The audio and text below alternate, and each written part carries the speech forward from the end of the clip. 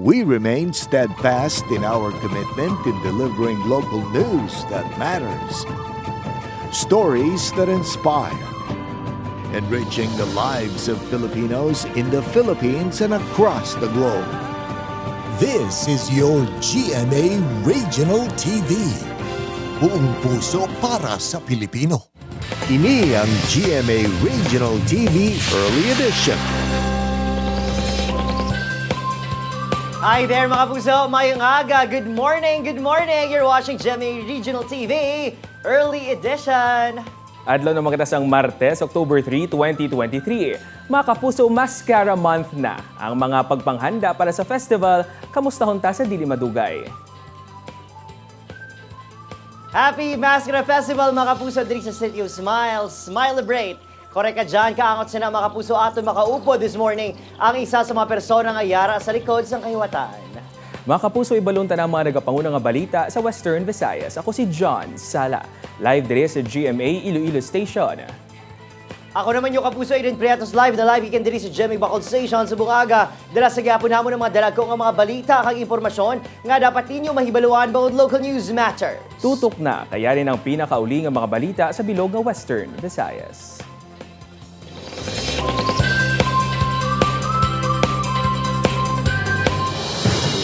Mga puso, ilabinigid sa aton mga motorista diragin patuman na this morning sang Ma-Oil Company ang panibagong adjustment sa presyo sang gatong 2 pesos ang ginubo sa presyo sang kada litro sang gasolina samtang 50 sentimos naman ang ginpanaog sang presyo sang kerosene. Baliskad naman sina, nagsaka sa nga 40 sentimos ang presyo sang diesel.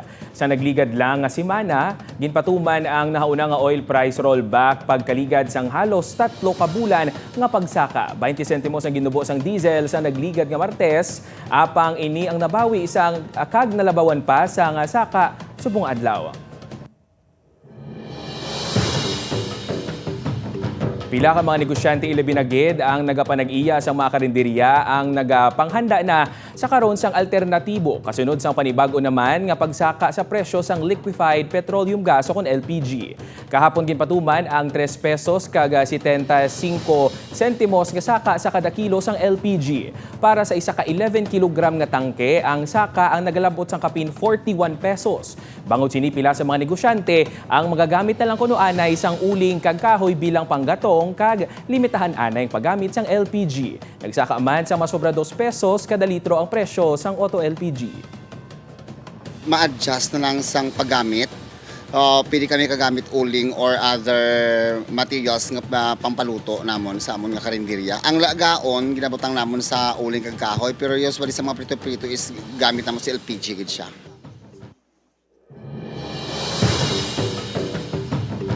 Uling anay kakahoy Mga puso, sa iban pagiging balita, halos tunga gid ang ginubo sa presyo sa mga ulutanon kag mga panakot diri sa Libertad Public Market sa may Bacolod City. Sunod sa mga manugbaligya kung ikumparar sa mga nagliligad nga naglabot sa doble kung triple pagsakas ng presyo. Karon kalabanan sa mga baligya diri talalupang don nga nagnubo.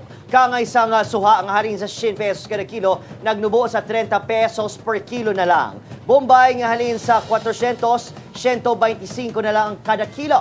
Bintahan naman ini para sa mga manugbakal, kangay ni Mira. Sa subong, nagbarato, git subong ang mga utanon kag ang panakot. Ang panakot subong is, katunga gid ang iban. Lain sang last is grabe gid ka mahal. Dako id nga bulig kay nagnubo lain sa una nga taas-taas gid ti subong kung magnegosyo ka mas maka-gain kapag gid ma-maintain kag magnubo pag gid tani.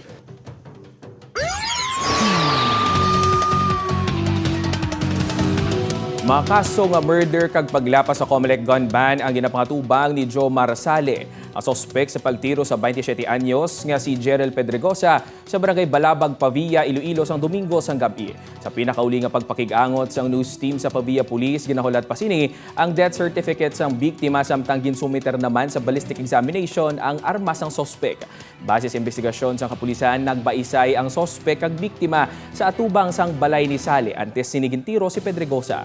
Pahayag sang sospek masami nga ginaharas ang biktima ang iya kabataan. Bateray na sa barangay nga ginakumplenis ang aton suspect ang biktima. Kudo wala pa siguro sang development kung ano ba lang ilang kaso dito. Kumbaga daw asaya nila naimpito na siguro kay ang obra sinisang biktima daw pang iritar na gid lang bala.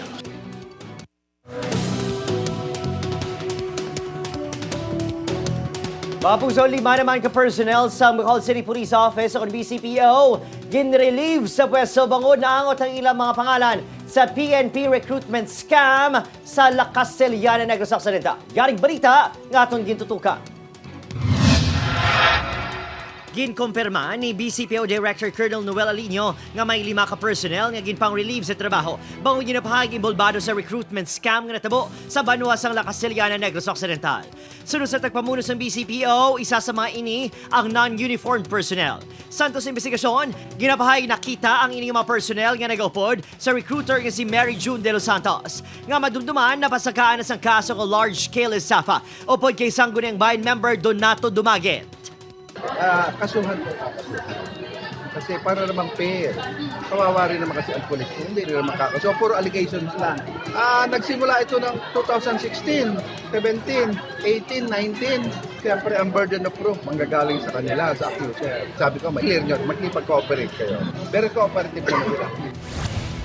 Samtang, ginapangayuan man sa pathag sang konseho si SB member Dumaguet matapos 4 na inikabeses ng wala nakapakita sa sesyon sang Municipal Council sa La Castellana. Halin sang naulamid ang pangalan sa nasambit nga scam. Upod kay Rinal Castillo, Adrian Prietos para sa GMA Regional TV Early Edition.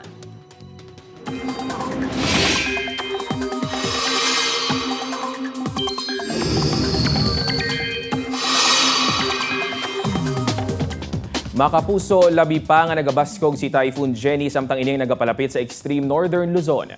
Nabatak subong ang tropical cyclone wind signal number 2 sa Batanes. Maganda sa malain nga panahon sa among mga lugar. Signal number 1 sa Cagayan, lakip na ang Babuyan Islands, northern kag eastern portion sang Isabela, kabugusan sang Apayao, northeastern portion sang Abra, northern portion sang Kalinga kag kabugusan sang Ilocos Norte. Lauman diri ang mabaskog nga ulan nga may upod nga pagmadlo sang hangin sa masunod nga mga oras. Nakitaan sang pag-asa ang mata sang bagyo 350 km sa sidlangan sang Basco, Batanes. Dala sini ang hangin nga may kabaskugon nga nagalabot sa 165 km per hour. Magluwas kay Bagyo Jenny. Nagadulot man sang pag-ulan sa pila ka bahin sang pungsod ang ginpabaskog pa sini nga hangin habagat. Subong aga lauman ang pag-ulan sa pila ka bahin sang extreme northern Luzon, Ilocos Region, Cordillera, Central Luzon, Calabarzon, Mimaropa Region, Bicol kag Western Visayas base sa rainfall forecast sang Metro Weather. Karon sa hapon magaulan man sa iban pagid nga bahin sang Visayas kag Mindanao. Posible ang mabaskog nga ulan sa pila ka lugar gani maghanda sa pagbaha o kun landslide.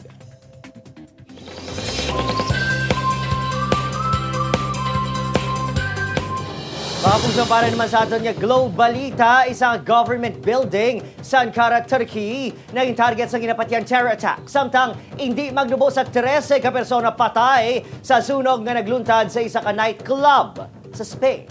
Nakatutok Julius Binacol.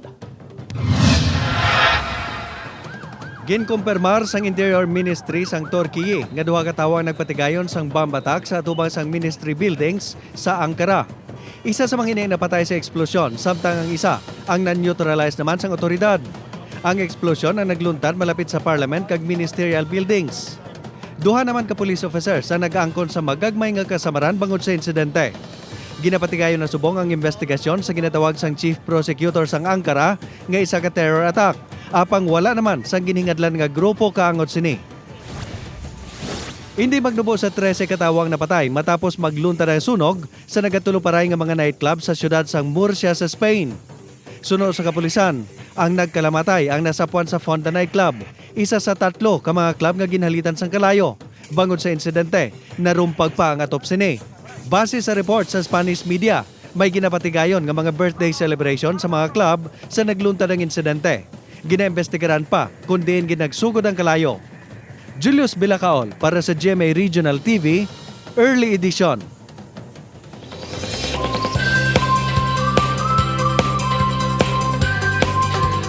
Wala nagpaulihi sa TikTok trend nga Beauty and a Beat sa ni Barbie Forteza kag Faith De Silva bilang Dino kag Betty sang maging sino ka man. Gani nalipay gid ang fans sa good vibes nga dala nila nga in character gid samtang nag-perform sang Beauty and a Beat. Ginbalikan ni Rudo Madrid ang mga tion nga nag-umpisa pa lang kuno siya sa handom nga mga artista. Sunod sa aktor, nagbunga gid ang tanang nga dedikasyon sa ni sa trabaho, pero tuman ang pagpasalamat sa ni sa mga nakaupod sa industriya. Importante sunod kay Rudo ang pakisama kag pagpakigbagay sino man na magkatrabaho sa anuman nga projects. Samtang sa break time sang isa ka promo shoot para sa Love Before Sunrise, masadya nga nagbonding si Bea Alonzo, Dennis Trillo, Andrea Torres, kag Sid Lucero. Nag-try sila sa super fun nga gamitan challenge. Kung may pila ka items nga dapat nila gamiton depende sa ila diskarte. Diri kuno nagwa sila kay Bea ang pagka-creative sang isa kag isa. Mga kapuso, padayon tanggalin tawon ang kilig ang mga eksena sa Love Before Sunrise, 8:50 p.m. sa GMA Talababad pagkatapos sang maging sino ka man.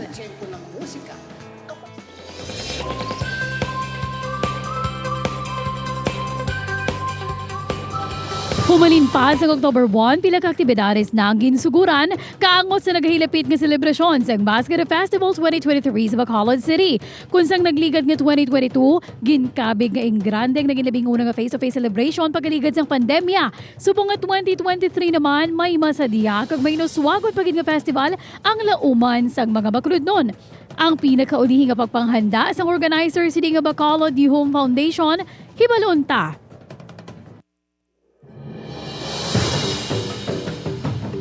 Kapuso, this morning, let's smile-ibrate. Hindi na ginmapunggan, Mascara season is on sa City of Smiles. Galing pinakaulihing update sa pagpanghanda sa aton selebrasyon, hibaloon ta this morning.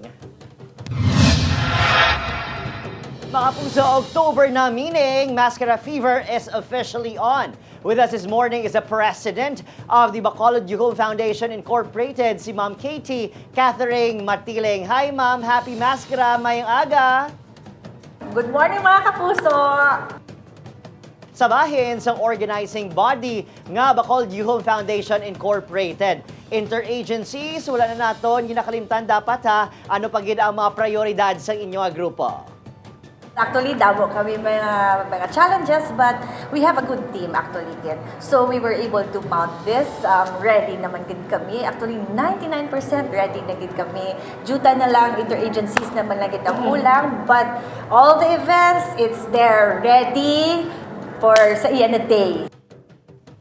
What's good about the lineup of your program and activities this year is that may ara programa para sa mga nagkalain-lain nga sektor, para sa tagsa-tagsa ka mga Bacolod nun. Tanan nga sektor kabahin sang aton nga kahiwatan diri sa City of Smile as we hashtag Smile-Liberate Life in Bacolod. In the first place, kadamo sang aton venues, agod magsinadya.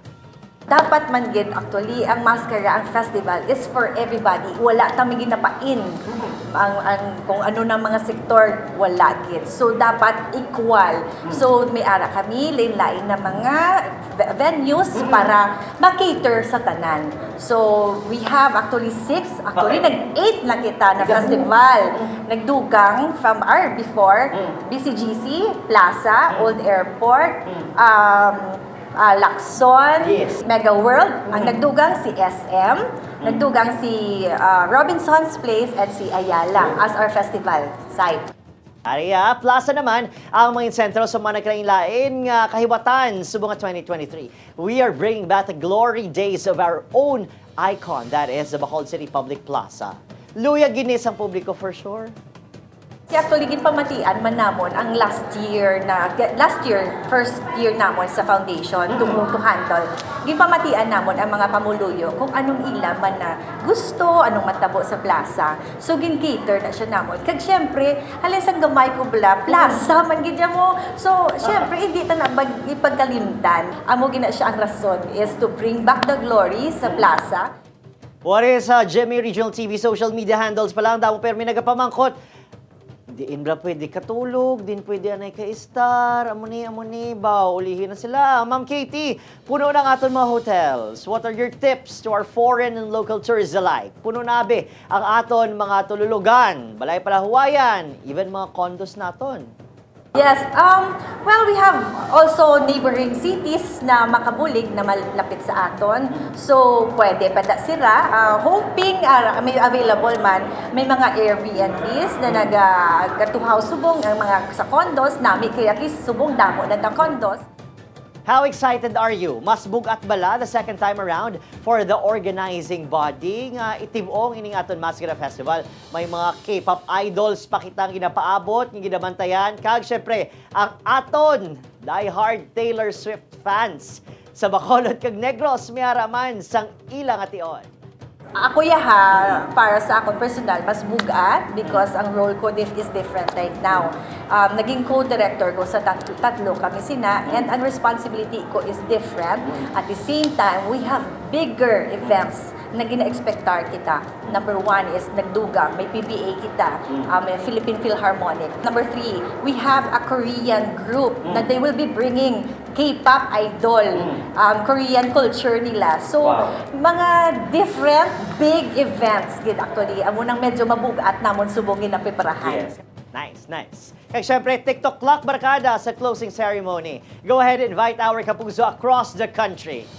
Bacolod You Home is inviting everyone to come to Bacolod and experience our Mascara Festival. Masinadya, we have so much nag-preparar para to make this memorable and grandest Mascara ever.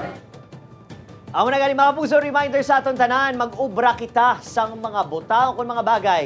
Ngati syempre, magduga ang kasadya sa aton kahiwatan. Hindi naton pagpakahuyan ang aton nga syudad, ilabi na gid. Kay madamo kita sa mga bisita. Something that we can be proud of this time around. Happy Mascara Festival to one and all. Miss Katie, sa dasa naman. Halong! Thank you.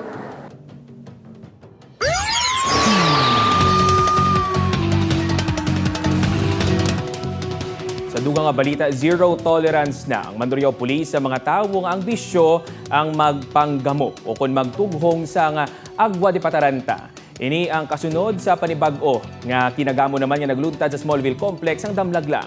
Ikaduwa na ini nga sunod nga weekend nga may natabo nga gamo sa Smallville Complex sa diin magtimbang nga grupo sang kalalakihan ang imbulbado.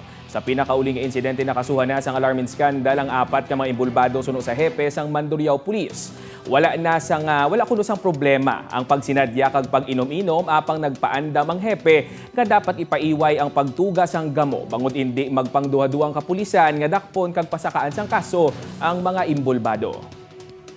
Ting subong zero tolerance na kita sa mga bagay o sa mga tao nga gusto mag-disrupt sang aton nga peace and order diri sa ginakapig naton nga nightlife capital sa Panay Island.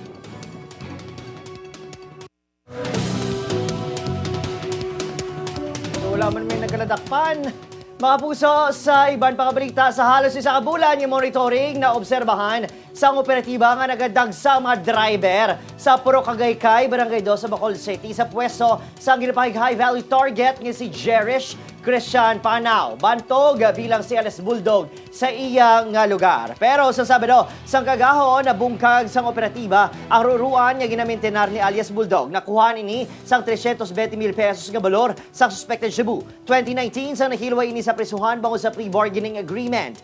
Ginahibalo pa kundi nagakuha sa illegal nga droga ang amo nga subject. Magluwa sa kaso sa illegal nga droga, natukiban niya akusado man ini sa kaso nga pagpatay.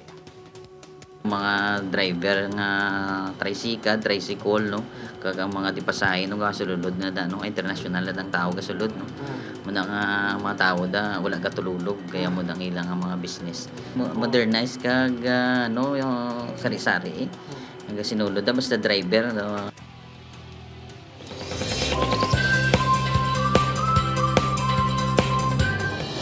Wala pa sa gihapon mapasa sang DPWH-6 ang daily monitoring sang vertical displacement report sang Ungka flyover. Kagasuno sa DPWH-6 padayon pa nila nga gina-compile ang nasambit nga report. Ang monitoring ang ginpangayo sang Iloilo City Council sa ginhiwat nga inquiry sang Committee of the Whole sang nagligad nga Webes. Manumduman nga liwat nga ginbuksan ang inner lane sang Ungka flyover humalin sang September 22 sa tion lang sang rush hours. Sugod sang ginbuksan ini, ginpanindugan ni OIC Regional Director Engineer Sunny Boy Oropel nga safe ang Ungka flyover nga palabayan sa mga motorista.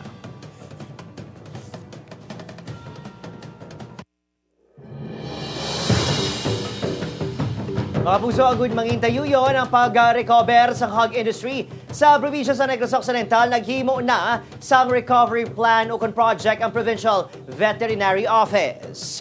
Ang recovery plan, pagkapirmahan ni Governor Eugenio Jose Bong Lacson kung sa diin na plaster matika ang himuon sa hog raisers kag farmers. Ini matapos nagwas assessment sa Association of Hog Raisers in Negros Occidental sa pila ka farmers kag hog raisers nga hindi bastante ang kadamuon sang baboy sa probinsya. Kinalantaw epekto ini sang mga na-record nga kaso sang African swine fever. Nagpasalig ang Provincial Vet Office nga mangin bastanteng supply sa baboy kag makasustener tubtob sa holiday season. We are looking at starting October, no? So December, maybe kulang lagi kayo ng ating supply. Our worry is we cannot supply, no? Later on to our market since nagpaubos na. Nakita namon nga kung magsigi-sigi na nga wala pagwa sang baboy, sufficiente ang supply within the province, no? Kay tungod damo pa kitaya baboy, no? Damo pa taya buhi nga baboy, no? Nagpasalig ang CDA 6 nga padayon ng ilang monitoring sa mga kooperatiba sa rehiyon agud nga hindi na masulit pa ang kaangay nga natabo sa Iloilo City Government Employees Multipurpose Cooperative. Ini ang ipabutyag sang ahensya sa pagtililipon sang Regional Cooperative Development Council 6. Apang liwat nga ginklaro sang CDA nga internal ang ini nga mga issue kag ang makasulbar lang sini ang mismo mga miyembro. Nagwa man sa pagtililipon sa datos sang CDA sa 1,920 ka mga kooperatiba sa Western Visayas, yara lang sa masobra 700 ang compliant kag nahatagan sang Certificate of Compliance. Nagapag-earn kung very vigilant no ang membership no kag very participative sila in terms sa policy making and mga direction no sa isa ka cooperative no.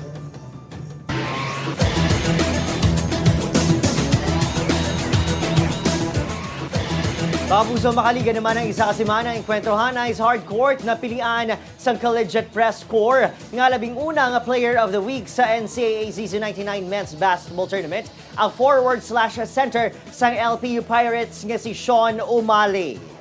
Sa tato kahampang, si Umali nakatigayin sa average 12 points, 5.7 rebounds, kag 2 assists para buligan ng Pirates nga makuha ang 3-0 win-loss record. Samtang bantayan naman sa karon, ukod bantayan naman karon sa hapon mga kapuso, ang pagpadayon sa hinampang sa NCAA Men's Basketball sa Phil Oil Eco Oil Arena. Sa first game, magasambuwa ang Perpetual Altas kag Arellano Chiefs. Sa record game, ukod sa second game naman, mag-enkwentроhan ay ang ginabantayan ng San Sebastian Golden Stags kag LPU Pirates. Ang hinampang sa NCAA Men's Basketball ang malantaw kada Martes, Miyerkules, Biyernes, Sabado kag Domingo sa GTV kag sa live streaming sa NCAA Philippines FB page. Congratulations! 4 ka mag-ululutod sa probinsya sang Guimaras naghatag sang ila ID matapos dungan nga magpaidalom sa seremonya sang kasal. Si Tess Ordales nakatutok. Isa ang kasal sa pinaka-memorable nga parte sang kabuhi isang tagsa-tagsa. Gani kung pwede pa lang sa adlaw ng sininga seremonya, hindi man perpekto pero masadya o po ng mga abyan kag pamilya. Sa probinsya sang Guimaras, gipamatudan sa isa ka pamilya nga wishes do come true. Inibangod na tabugid man ang kasal sa simbahan. Sa hindi lang isa, 2, 3, kundi 4 tanan ka mga anak ni Nanay Natividad. Inikunong iya wish sa iya 70th birthday. Sa una, nagduha-duha ko na siya bago may mga naghahambal nga basi sukob. Pero na-push inigihapon. May nagasiging man nga basi hindi nami, basi sukob, basi singko no problema. Si Lord na balo, kay ang tananta si Lord man nagadala. Ang tananta nga move, ang tananta pangabungi. Nasalay tagi kay Lord. Simple lang ang ginhiwat nga kasal kung sa rin tingob nga nagtipo ng mga bisita sa iya birthday. Kag syempre, araman ang mga bisita sa iya 4 ka mga anak. Nagpasalamat maniningin ang inmadasig kag mahapos ang preparasyon bangod nagbuligay kuno ang tanan nga mga miyembro sang pamilya. May ibang tani nga hindi pa kay mag-ulang sa kuno na kahimus. Kung kulang ila kwarta, ila problema kwarta, maabot lang na. Mamuyo lang ta. Di karon nang nagsugot na sila. Nagtipon-tipon sila. Nagtipon man ang subang, nag-abot man. Ang bagay, meeting kita. Meeting. Kaya anong kuhiman, di kaluoy na si mama lang. ginting tanan-tanan. Naging kayo man ang tanan. Fest Ordales, para sa GMA Regional TV, Early Edition.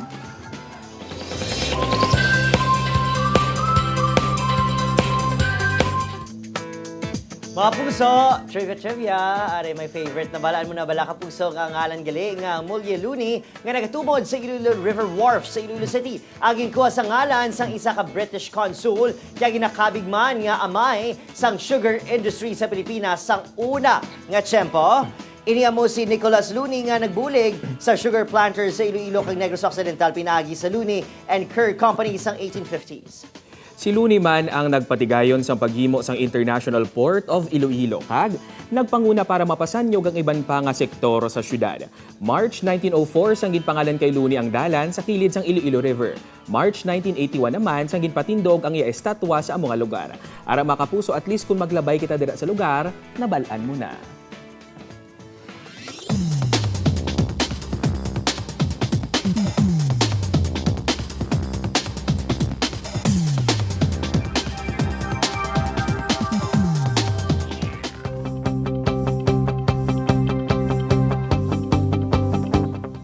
Diyan, maskara na sa out naman ta. Nagakaigo lang nga aton gina-celebrate ang mga importante nga mga tinion sa aton kabuhi kag sa aton komunidad. Apang magluwas ni mga kapuso ang pagselebrar, ang pwede taman mahimo bisan sa ano lang adlaw.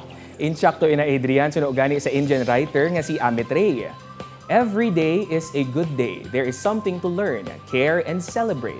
Sa pagbugtaw ta sa aga, sa magagmay nga damguta nga nagakatuman, dapat kita nga magselebrar bilang pagpasalamat. Mga puso, 83 days na lang, Pasko na. Madaming salamat sa pagtutok. Diri sa sa GMA Regional TV Early Edition. Updanay kita halin Lunes, tubto Biyernes. May manyo malantaw ang aton nga episode sa www.gmaregionaltv.com kag mag-subscribe sa aton official YouTube channel, GMA Regional TV. Ako si John Sala. Kago naman si Red Prietos, bugos sa puwersa para sa mas dako nga misyon kag mas masangkad nga pagserbisyo sa pumsod.